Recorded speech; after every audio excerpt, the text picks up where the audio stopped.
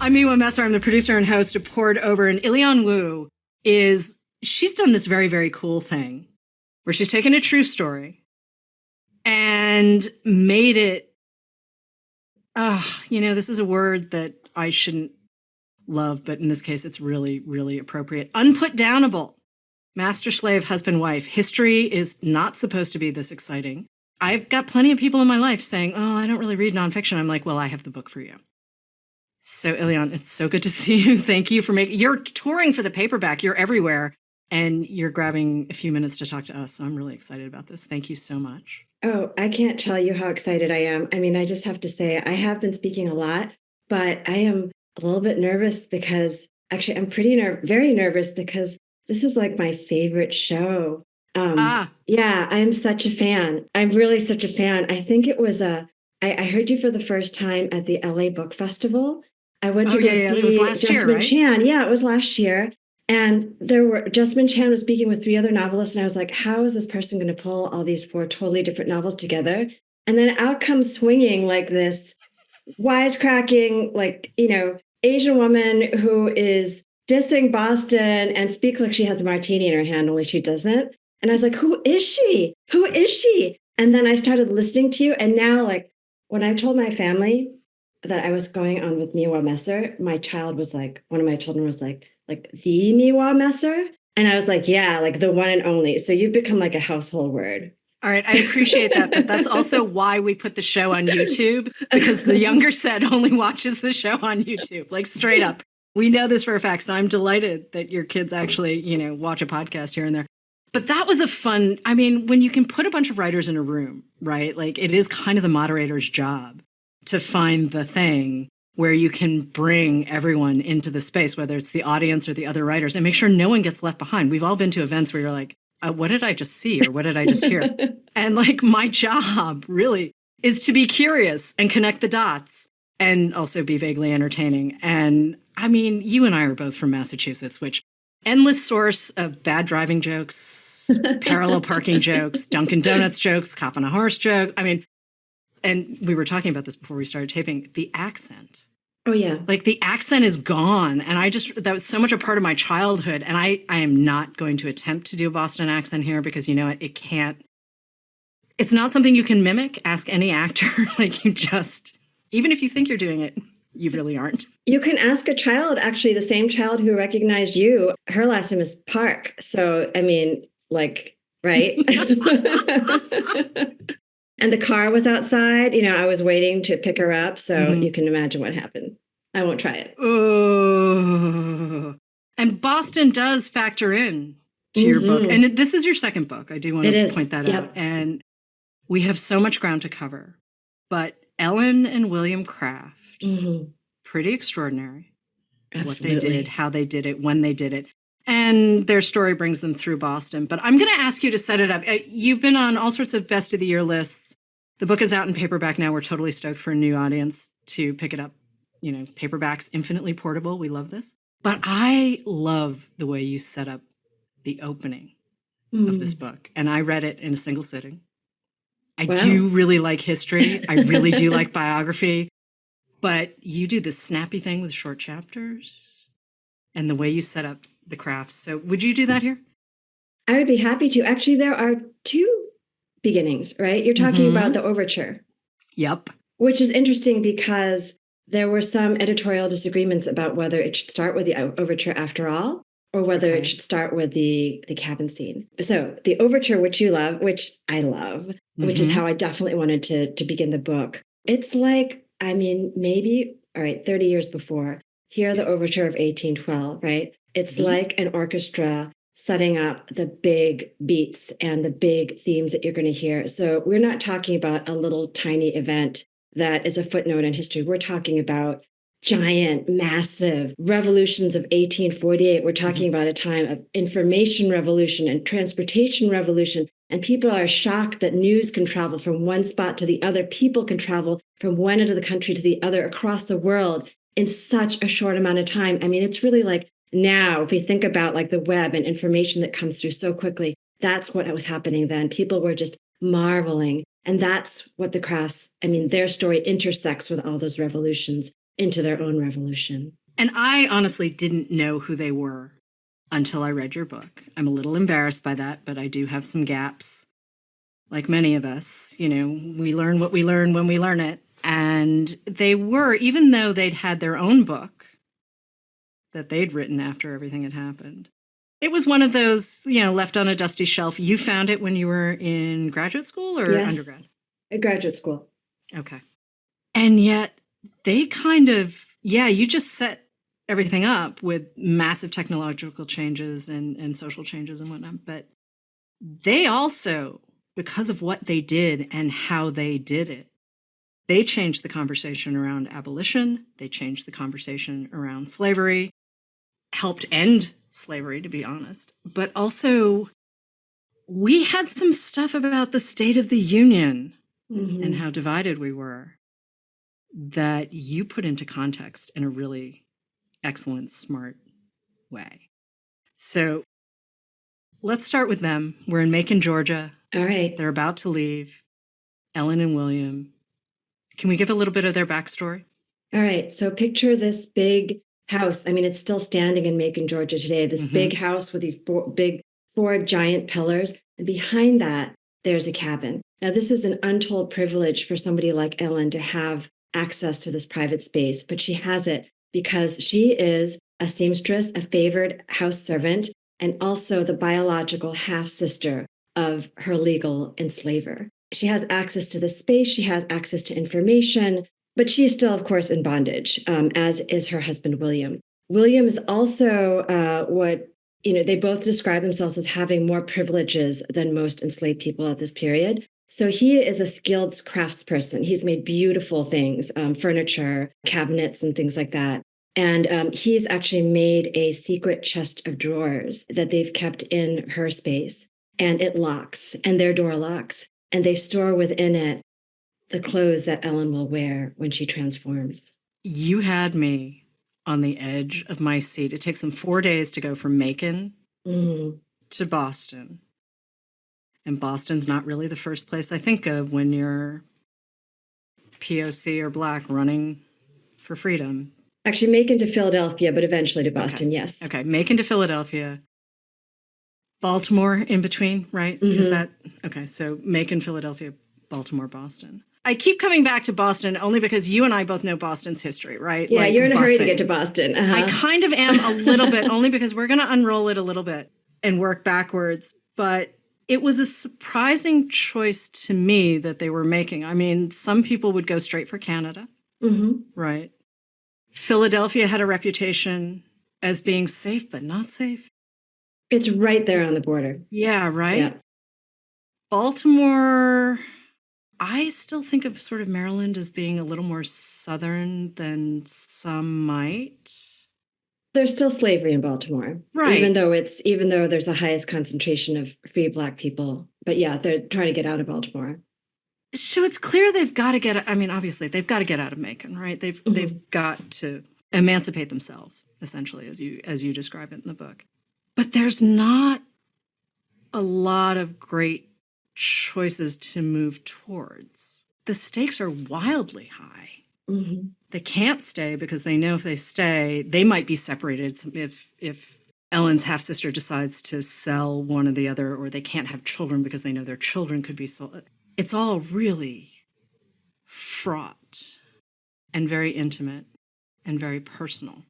And I think a lot of the conversations we've had about our history, our shared history, takes out a lot of the personalities, right? Like we're given presidents and we're given senators and we're given orators or preachers or whatever. You found a really intimate, personal story. How are you filling in the gaps, right? Like, obviously, you're starting with their biography. Obviously, you've done a lot of first-person research. You spent a lot of time in Georgia and all of the different parts of this book. Were you in the UK as well? Because I did go to the UK. So you really, where they were, you were. Exactly. But how do you put it all together in a way that respects the timeline and the details and the history and the people themselves, but also give us a story that does not stop? That's a huge question. I mean, and that's like sort of the central question that I really wrestled with, especially around the character of Ellen Craft, because, I relied heavily on their original narrative, the 1860 narrative, but not only does it not go into the before or the after, but the whole thing is written in William Craft's voice. So we now know that it's co-authored because they're describing moments and scenes that Ellen must have witnessed as well, but it's still all in his voice. And she's been sort of turned into this retiring, very ladylike character who's burst into tears repeatedly and has to be convinced to wear the disguise and convinced to do everything that she does. And I wanted to know more about her, that personality. So I went looking for every possible shred of information I could about her, anything that was written in her hand. Unfortunately, most of the things that she wrote, most of the letters are not super personal. They're absolutely beautifully scripted, but she's not expressing a lot of her feelings. So then I kind of had to go get sneaky and look at letters where people were, I mean, she was so closely watched because people were utterly fascinated by her. They were describing her visually, they were describing her motions. One woman actually describes her in the UK. Ellen doesn't see this woman. So it's sort of I really feel like we're eavesdropping there. And she describes Ellen as she's working and she sings this line. And I was like, what is this line from? And I took that line and I looked at it against an abolitionist songbook and I found that song. And the song is called The Fugitive's Triumph. So this is a sort of a very private moment where it's like her aria, where she's singing of her fugitive's triumph. And that's an example of a sort of moment that's sort of barely preserved, but one I feel like where we got a glimpse of who she was. She's dressed as a man. She's dressed as a white man when they escape. Her husband is her slave. She's tied her hand up so that she can't be accused of illiteracy and not being able to write and whatnot. It's extraordinary the way you lay out this story, but it's also extraordinary the choices that they make, right? They are absolutely, everything they do is deliberate. There are some close calls that you and I are going to skirt around, obviously, because this, as serious as the subject is and as serious as the story is, this is a really exhilarating read. Like, it's a real life thriller. And there are some things that happen. There's some folks who help them out without knowing that they're helping them out. There are some folks who would like to very much get in their way and not help them. But we get a really clear sense of the Crafts and their world. And world building, it's kind of been co-opted a little bit, where people are just like, oh, well, that's for science fiction and fantasy and really made up stuff. But you had to take us back to America and England in this very fraught moment for both places. I just love that you brought up the science fiction because that's exactly what I was thinking of. I mean, I'm not a big science fiction reader myself, but I'm almost only novels really for pleasure. I was thinking about science fiction because that's one situation where it's not like from the page one, they're like, so we're in this world where these creatures have these antennas and they eat only such and such foods, and this is what their world, they're not explaining that to you. You're like going straight into the world, right? You're seeing those antennas and you just have to kind of figure it out. And that's what I wanted to do for the Crafts, is like put the reader there, like throw them down at that train station and you just hit the ground running and you have to figure it out with them. I stumbled over something as I was researching for the show where you basically come out and say, well, my editor sent me a note when I sent the first draft in. My editor said I had really just let the research take over. I'm paraphrasing what you said. That's a very nice paraphrase, very gentle. Your editor really said the research had taken over and where were the people? Where were the stakes? Yeah. And it feels like, or at least that suggests to me that there's been a whole rewrite from your original. Yeah, okay. Absolutely. I mean, like the whole thing was turned inside out. Listen, there are plenty of writers, obviously, who say that the writing is all in the rewriting, right? But you've spent how many years on this book? 7? Or is it more than something like that, yeah. Okay. 7 years, Untold Miles, US, UK, I don't know how many archives, how many miles of paper, how many, pieces of the puzzle you're chasing down in all sorts of corners. But you did kind of put the research ahead of the people, and now you've got to rewrite completely. Like, what is happening here? Can we walk through that process? Because that's not a small thing. There were many, many tears, many, many jelly bellies, which is what I used to bribe myself to write, especially footnotes. But yeah, it started with Don Davis sent me, you called it you called it a note? It was actually like 6 pages. So Okay. It was a very, very long note. And she really just kind of like tore, like, that first paragraph where they say something nice. She said, the nice part was that I'd done a staggering amount of research. That was a nice line. And then the rest of it was just like, yeah, the basic problem was that I led with the research. I mean, I found so much stuff. That's the thing. It's like, I'm still finding stuff. And maybe I can tell you about that later. Like, I found stuff like last week. Like, history is alive, right? It's constantly changing and moving. And so it's hard to know when to stop. So basically, kind of had to stop in terms of the writing and really lead with the people. And what really helped me out of it? I mean, I looked to a lot of other disciplines. So I looked to music, I looked to theater, I looked to painting. But the one maybe I'll talk about right now is screenwriting, because I love movies, and I have studied screenwriting before, and screenwriting is so muscular. Every single moment has to matter. There can't be any extraneous tidbit. And there's no such thing as a footnote in a film, right? So I started using the techniques from screenwriting that I had learned. And specifically, there are things called log lines. You know what a log line is? So a log line is like on such and such a day, like so and so, like let's say the Crafts, they encounter this horrible thing, like the worst thing that ever happened to them, and so they must blank, or otherwise they will blank. And it's basically like one sentence. So I wrote a log line for the entire thing, the entire story from beginning to end. Then I did it for sort of each act. Then I did it for each section, and then I did it really for each chapter. That's what I used to try to make myself think about what the stakes are at every single moment. As a reader, I really appreciate it. It was so propulsive. And I really did feel like I was in the room with them. And again, like there were some serious terror is not an inappropriate word for us to use. Like, I mean, there's a lot of terror in this narrative. But your chapters are like maybe 5 pages, like 3 to 5 pages. I mean, they fly. Yeah. And I thought that was a really interesting choice. And I did notice it, because I was like, wait a minute, how am I at the end of a new chapter already? I'm reading history. Like, the chapters are supposed to be a little longer. And I did love the experience, though, of reading, because I felt like 4 days was 4 days. Yeah. It wasn't like, and then 3 months later, it was a constant kind of, here we are galloping forward, always moving forward, always puzzling through who was going to be helpful and who was not. How did you know, though, who you were going to keep? Because there's some minor characters that some appear more than I might have expected and some appear less. So how do you balance that? How do you balance that with Ellen and William?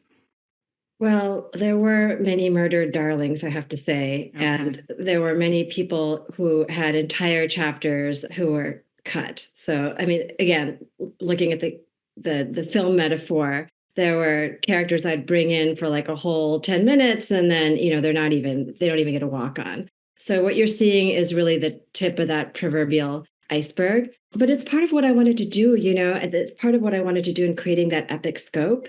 Again, and going back to that idea of the overture and opening up the story, it's about this couple, but it's also about their world. And we tend to think about heroes or imagine heroes as being these like rugged individuals who go it alone. And the Crafts were in many ways, but they also had a whole world around them and people who also stood up with them and made incredibly brave choices in supporting them. And I wanted to know more about those people too, and why and how they did what they did. Did you have any favorites? I had some disappointments. Daniel Webster, I had a moment with him and I was like, dude, really? When you grow up in New England, you're taught certain things. And I was like, dude, really? This is the compromise you make? And I'm referring to the Fugitive Slave Act of 1850, which I want to put the crafts in a slightly different context for a second, because this is part of the narrative that you have delivered that really blew my mind. That the enforcement of the Fugitive Slave Act was the thing that really kind of drove us much closer to the Civil War than I think we're classically taught. I mean, at least that's how I felt. And I got a reasonably good education, and I felt like there were so many gaps in what I knew. And I mean, I grew up in New England, you know, sort of famously abolitionist and all of this other stuff. And I'm like, there's still gaps, like big gaps. And Daniel Webster was part of that. So, you know, we've got Fillmore as president. Yep. There's this whole timeline. And I didn't quite know, I think, how close we were to cracking apart before we did. I mean, did you know that walking in, or is that something you uncovered as you were working on the research? I think it just became all the like bigger to me. Okay. You know, I mean, we all grow up and for, I don't know, like history, US history, you learn about the Compromise of 1850 part, and that there's like all these different components to it. And one of the things you have to memorize is the Fugitive Slave Act. But I didn't realize how wretched those stakes were and why it was such a big deal for many, many years. And what it meant for people, not just for people like William and Ellen Craft, but anybody who could be mistaken for them, right? Any person, and by the terms of this act, this new act, really any person can be charged with being a fugitive. You can just have like two witnesses say this is a person I enslaved in, you know, Virginia or whatever, and the people who are accused have no way of fighting back. So every Black person anywhere in the country is intensely vulnerable. And what they're returning to or what they're taken to is just a level of terror in captivity that it's just hard to even summon. But then how do we end up losing sight of the crafts? I mean, they were very, very famous, and they're on the lecture circuit. They're traveling. I mean, they're on the lecture circuit. Like they are crazy? Genuinely famous. Yeah. They're not hanging out hiding in a cabin somewhere. They are actually in front of the public speaking. For women at the time, this was not necessarily something that was commonly done. So Ellen's a bit more of a curiosity even, you know, never mind the wearing of the pants while they escaped, because this is a period where that just wasn't done. Yeah. Like it just wasn't done. So the fact that she managed to pull off appearing as a white man in public, you know, and she's covered her face with bandages so that no one can notice that she doesn't have a beard, or, you know, she's cut her hair, but she's hiding under a hat. Like all of these things that she's got to do in hopes that no one notices. And then to think about the fact that, I mean, they make a decision to, you know, go on the abolitionist lecture circuit really days out of bondage. So if you think about it, they've had like this lifetime in bondage. They've gone on this harrowing journey. They are physically ill. Ellen is like physically ill after this whole thing. And then in saunters William Wells Brown, this incredible lecturer, self-emancipated man, best-selling author. I could imagine him on your show. You know, he would have. He's like got the gift of gab, as his biographer says, and he's like, "Come on with me and tell the story. It's so important." And their original plan was to go to Canada, and they might have just disappeared. But the fact is that they go again after this lifetime of trauma, at this time of deep exhaustion, and they're going in front of like hundreds, sometimes thousands of people in places like Boston's Faneuil Hall. And when they're looking out at people, they have no idea who these people are. And abolitionist lectures, they routinely would get heckled and have things thrown at them. It was not going to necessarily be an inviting scene. As it turned out, people were responded to them really favorably, but they don't know what they're going to face when they're going to get on that stage. And then they're still lost to time. Right? Like you found their collective autobiography on a shelf in a graduate school library. I mean, it's not like you were sort of wandering around and there it was. I mean, we didn't grow up knowing Ellen and William Craft's names. Like, how do we lose a story like that? I don't know if I would call it lost. I think I quote the Kraft's great-great-granddaughter, who is an oral historian and a poet and activist and freedom writer. Her name is Peggy Trotter Damon Priestley. And the way she said it to me was that whether or not people know the story depends on where they're coming from and what kind of stories they've had exposure to. And the Kraft family, they're actually on Instagram. You can follow like their history telling, all kinds of things. They've been preserving this history incredibly well and also incredibly generously, really over the last 175 years. So it's there. But I think the question has to do with American memory and what, as a nation, we are prioritizing in that memory. And that is where this question of why is it that this incredible couple isn't more honored on a national scale? Why haven't they received that kind of national attention that they deserve? I love the fact that you've been doing events with their great-great-great-great-granddaughter or great-great-great? Oh, so Miss Peggy is a great-great-granddaughter, but I've met great-great-greats and great-great-great-greats. There are times when I get a text. I'm like, I'm texting with, the Kraft's great-great-granddaughter. It's just unreal. Yeah. All of this is just another way for us to get grounded in the human part of the story, right? Like when we encounter stories of the Civil War or stories of slavery or stories of the fugitive, I mean, the way it's presented to us, and for so long, it's been sort of this straight up, here's a very depersonalized narrative, right? Like here's some statistics, here's some stuff, here's some nameless people that things happen to. And it's so important to me, not just as a reader, but as a member of our community, right? Like to be able to put names and faces and personalities into place. Like I do actually find it intriguing that Boston did not let the Crafts get taken by the bounty hunters that came after them from the South. And the city was like, nope. And there were legal shenanigans and there were physical contretemps and all of that kind of stuff. But the idea that the community said, hey, you can't take our people. That's something we keep missing, right, in all of these narratives. And I think that's partially why there are some people who look at a history book and be like, not for me. You're asking me to read my cultural vegetables. So did you know, though, when you were working on the rewrite, okay, let's just focus on the rewrite for a second. But you're pulling from screenwriting. You're clearly pulling from music, because I love the idea of the opening of this book as an overture. It's really about the story, right? Like, what you have. You've got to leave some stuff out. But like, when did you know you'd found the spine of the book that we're now reading? It's hard to say, because this is a book, where despite all the log lining and all the sort of imagining of the stakes, even though I did all that preparation work, when it came to actually writing it, I really kind of tried to tap into a much more spontaneous place. So I've always been an outliner. I've always been somebody who's done all the research first, and then and outlined everything carefully, and then what I started with, like at the end, it's like what I started with. It's pretty consistent.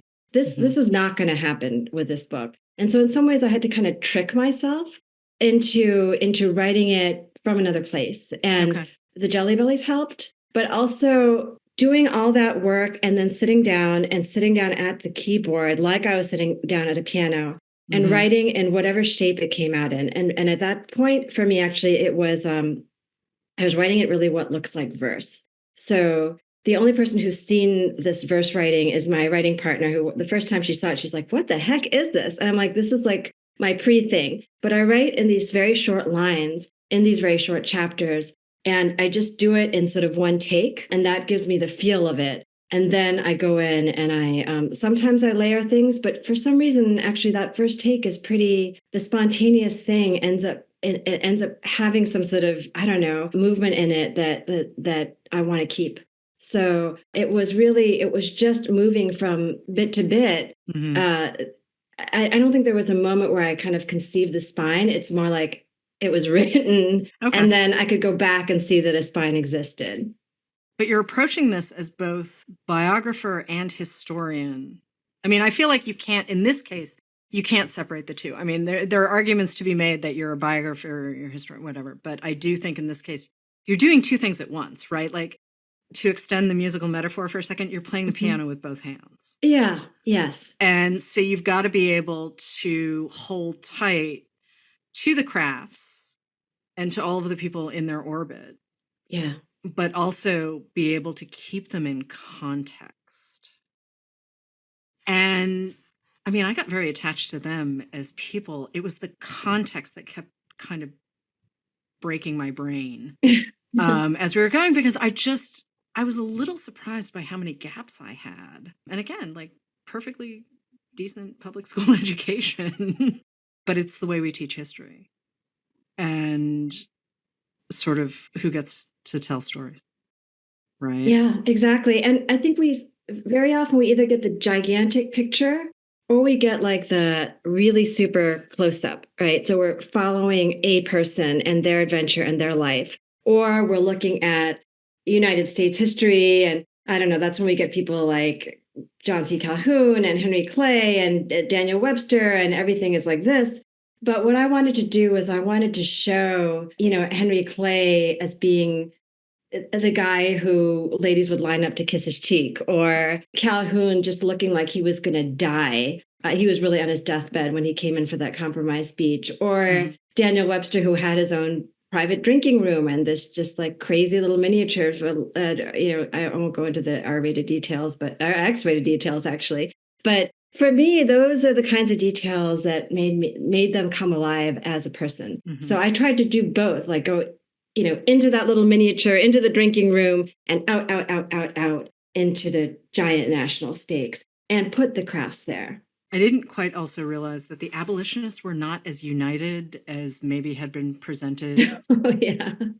It was kind of like there were abolitionists and then there were not abolitionists, and that was it. And I'm like, well, actually, it seems like there was a whole range of views. I mean, this is obviously where the compromise comes out, where Daniel Webster is saying, well, I'm more concerned about preserving the union of the United States, right, than I am about letting, different legislation pass. And there's a lot in this book that feels very contemporary, I think, for a lot of us, that it's just kind of like, there's that Arthur Schlesinger book, The Cycles of American History, which I haven't thought about in a minute, but he argues that we keep basically doing the same thing over and over again. And here I am sitting with your book and enjoying what I'm learning and what it's making me think about and why I'm thinking about it, and also thinking, oh, wow, we have not really moved forward as a community or a culture or a society or a country, however you want to define it, right? Yeah. Or even the abolitionists are a great case in point, because we tend to look at them as, oh, look at these elevated people and they're singing harmoniously and anti-slavery, but actually they were squabbling. There was a lot of ego. There was a lot, they just got really petty over different things. And they had the vision too. So they were very, there are a lot of parallels, I think, to party politics right now. Yeah, I mean, there was some racism happening too in the abolition community, and you're just like, oh, so people are being people. As annoying as it is to sort of discover that we haven't really moved forward, I think it's really powerful to just sit with the discomfort, right? To sit with the discomfort reading this in 2023 and looking back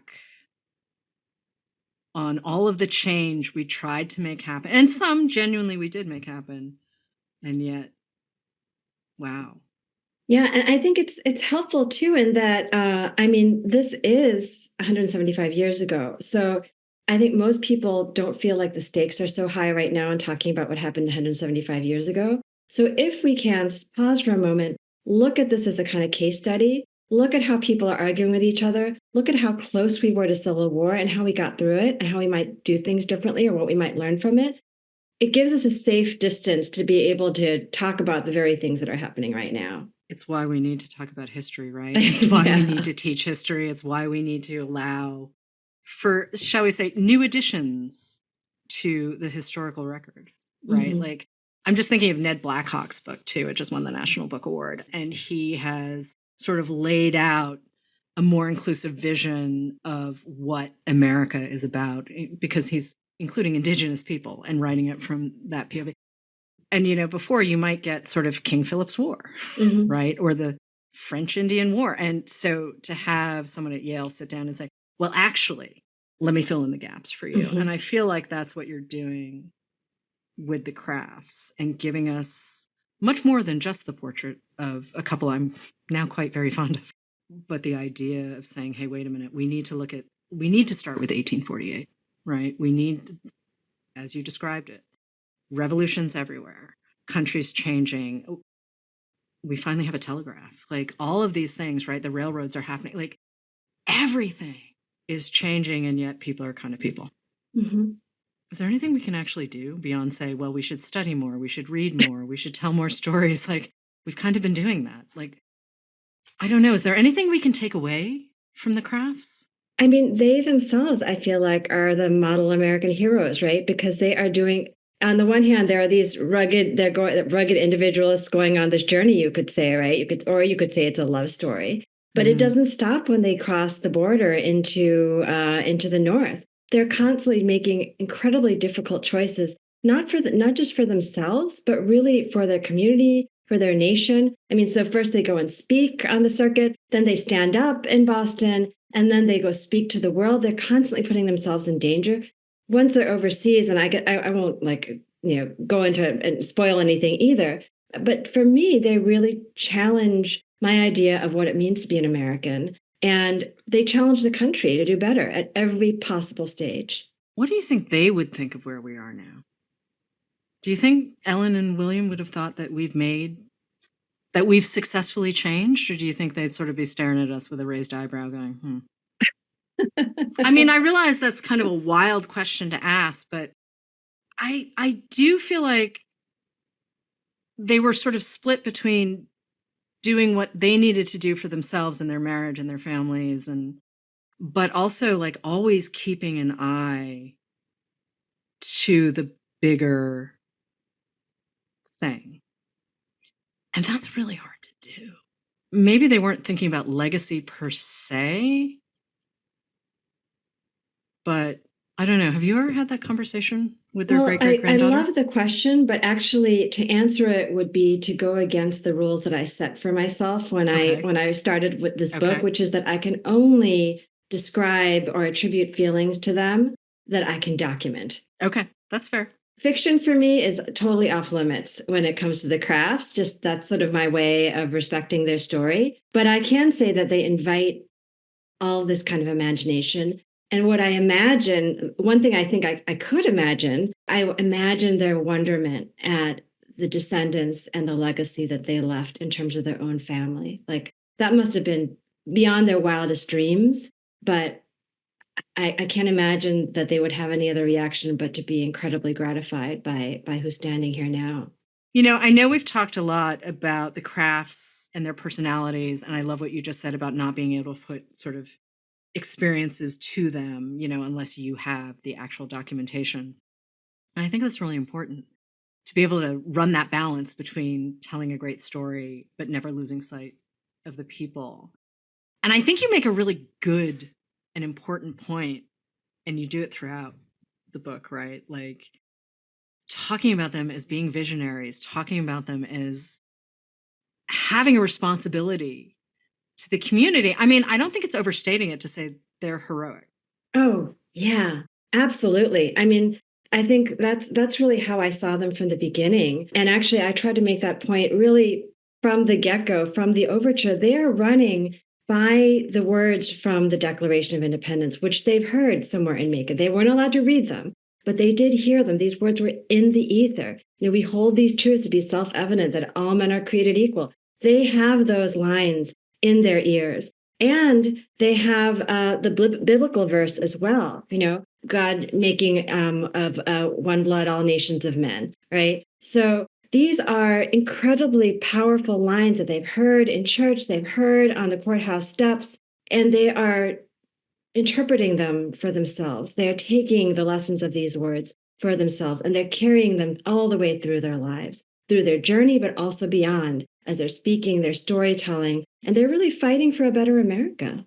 That's such an important point, I think, too, especially when we've been told so many stories that are, pardon me, black and white, right? Like it's one thing or the other. And you're kind of giving us all of the messy isn't quite the right word. The human, like it's very, very human. People are imperfect. Oh, yeah. People are driven by emotion. The Crafts love story is really fun, but it's also painful. I mean, they're running. One, they're enslaved, but also they don't want their children to experience this. And I mean, that's a really fundamental human, like, I want my children to have better. I want my children to not go through what I went through. Yeah. And when you think about really the deep trauma that they each experienced being separated from their families, I mean, it's just, it hangs over. On the one hand, it's that deep love that they each experience, Ellen with her mother and William with his parents. It's that love that gives them a model for love, that enables them to love. But it's also the fear of losing that love that terrifies them, that keeps them actually from wanting to get married. Ellen doesn't want to get married for a long time because she doesn't want to replicate that trauma. And yet it's also that fear that motivates them to go because they're reaching for something better, because the love has inspired them to know that there's something better. I think, too, when you haven't been faced with the loss of your immediate family, and especially when it's something like, you know, your family is being separated because members of your family are being sold. And I'm just going to let that hang in the air for a second because that's significant trauma. And I think sometimes because it was so long ago, people are like, well, and I don't think you can, with a legacy like that. Can we, for a second, go back to influences? I know we've talked about sort of screenwriting and whatnot, but you're pulling, and I just realized I was about to say craft. I was impressed you actually haven't used those puns yet. Well, I'm not really a pun person, but in terms of technical skill, right? And the building of the narrative and the short chapters and the cinematic techniques and whatnot, you must have been influenced, though, by the amount of fiction that you read. Oh, yeah. And I'm kind of curious who some of those writers might be. I mean, you've described yourself in other interviews as a recovering academic, which will never not make me laugh. But let's talk influences for a second, because I feel like they're not just the music and the art and the cinema. I do think there are some writers in there that you're pulling from. Yeah, the short chapters, I mean, I have to footnote All the Light We Cannot See, because it was gorgeous writing. And I thought, but it's moving so quickly. How's it moving so quickly? And I thought, oh, he's got super short little chapters. That's what's making it move. The other one for structure would be Colson Whitehead's Underground Railroad. And the way he can, that first opening chapter with Ajari, he's flying through space and time. He's got great descriptions of trains, and talk about sort of some science fiction techniques and just throwing your reader into that world and just making them figure it out. He is really I was going to say master of that, but I will not say that. He's really the authority on that kind of narrative power. We can't separate ourselves from our history, and we shouldn't want to separate ourselves from our history, right? Like, we carry this stuff around with us. And if we just pretend it doesn't exist, then that's not accomplishing anything either. What I love is listening to you riff on pulling from music and film and Colson and Tony Doerr and all of these places where it's like, yeah, it all comes together in the service of story and making our worlds bigger, right? And I read because I want more.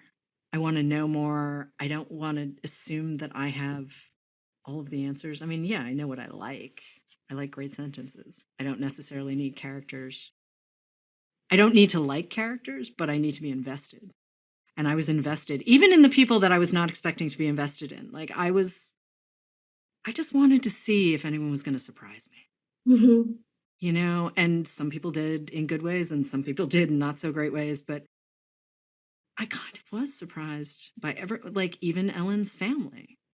her father was also her first enslaver, and her half-sister, who was her final enslaver, didn't attempt to enforce the Fugitive Slave Act. It was her husband, right? Yeah, but even he's such an interesting character, because I think if you read his words now, if you look at his position now, you think, oh, like what a wretched guy, like he's an enslaver and he believes in all this stuff. But in his world and in his times, he was not seen as an extremist. Right. They actually called him a sub, which is short for submissionist, meaning submitting to the North. And there's one situation where he actually keeps a newspaper man from hanging, a man who was accused of being abolitionist, just for reprinting something that had, like, I don't know, something mildly critical. I mean, that was so much of the pleasure of reading Master, Slave, Husband, Wife for me, was not being able to predict where you were going to take me. Partially, yeah, that's slightly due to gaps in my understanding of the historical record, but also I just really wanted to know what was going to happen next. And I really wanted to know who was going to show up for the crafts and who wasn't. I mean, I was really invested in how you were letting things unfold. And I'm wondering if writing this book changed you. I mean, it really did. And every moment and every character and every situation I wrote about, I really was trying to go to try to see as much as I could of both sides, to not represent people in black and white or worlds in black and white. We talked earlier about sort of that North-South divide. And there's a tendency in our country, and I mean, I was born and raised in New England, and we kind of celebrate oh, look, we stood up, we're for liberty. But actually, the North had slavery. We had deep ties to slavery, not just, I mean, it's not just that we had slavery. Even once it was gone, there are people who are profiting from it. So slavery was a national institution. And I think when we talk about the crafts crossing that boundary and not being free, we're really talking about the whole of America, and that you can't just say one part of it was guilty, right, in this institution. We were all complicit in this, so some of us did stand up, some of us didn't, but we were a nation torn. And that's why we're really on the cusp of war when the crafts came through. And for me, that's where a lot of the drama comes in, and how the crafts challenge that. What's next?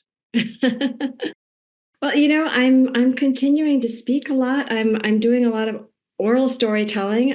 I think that this is going to change me as a storyteller, I think, too. I'm doing a lot more with images. There's so many images. I mean, when you open up the book, it's in the paperback as well as in the hardcover. You can see pictures of all these people who are standing up with the crafts in black and white. So I'm getting to play around with images. This is something that I've been saving for you, Miwa, which is that, like, I actually, so, like, the history is still alive. I'm still finding things. So I don't feel like I'm quite done with the crafts yet. I actually went to the Northborough Historical Society at the invitation of the curators there, and they were like, we have some more stuff. I mean, that's the thing. Like, the story is an opening and new history is coming out. Fortunately, nothing like, huge, nothing that changes what I already wrote. But, when the crafts were first telling their story on the road, and they're talking about the fact that they have relatively privileged positions in slavery, and that there are other people who experienced far worse than they did. So somebody in the audience, because they have this Q&A, somebody in the audience stands up and says, well, if it wasn't so bad, why did you run? And you want to know what William Craft said back? Yes, he says, very much. My place is vacant, and you can have it if you wish. So, I mean, I just love hearing these little bits, right? These like sound bites from the archives. I could hear his voice, this ironic, just extemporaneous, wonderfully energetic zinger. It also sounds really modern. Yeah. Really like, I could imagine someone saying that right now. And it's part of why I appreciate it so much, that connection, right, to this story that took place 175 years ago. Yeah. And here's this guy who I would very much like to hang out with off the page. Obviously, this is not possible, but that to me is the sign of a great read, right? Where I'm still thinking about people, real or imagined, after I'm done reading something for the first time. I mean, that is so important to me. Ilyon Woo, thank you so much. But before I let you go, is there anything we missed? I wanted to tease you about Middlemarch. Oh, we can make more jokes about Middlemarch. We can absolutely always make jokes about Middlemarch. As you know, I'm a fan of the show. And when I was listening to your interview with Gilbert Cruz, I noticed two things. One, you had not yet read my book, but there was hope. And the other is that you had not yet read Middlemarch, but there was hope. And there's a connection I could tell you about. Okay, please do. Please do. So actually, I have read Middlemarch, I think 4 times. I read it once in high school. And it is like, I understand, it's totally forbidding. There's so many different characters that it's incredibly dense. You know, I mean, it really is like a brick and it's hard to track. But where it really blew my mind was in graduate school. So I took a class with Edward Said. And this was when Edward Said, it was in his last days. He's dying at this point. Okay. And he was teaching whatever he wanted to teach. So that included Middlemarch, and also included like Meistersinger. I mean, like whatever he wanted. It was music, you know, it could be that opera, it could be. So these were the books that he felt were really important, and the stakes were so high.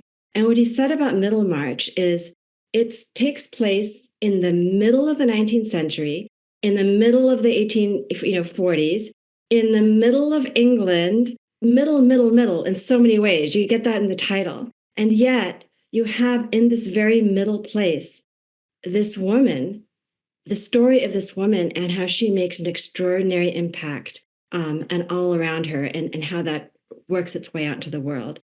And that is in many ways how I wanted to frame the story of Eleanor William Craft. All right. Now I might actually have to read Middlemarch.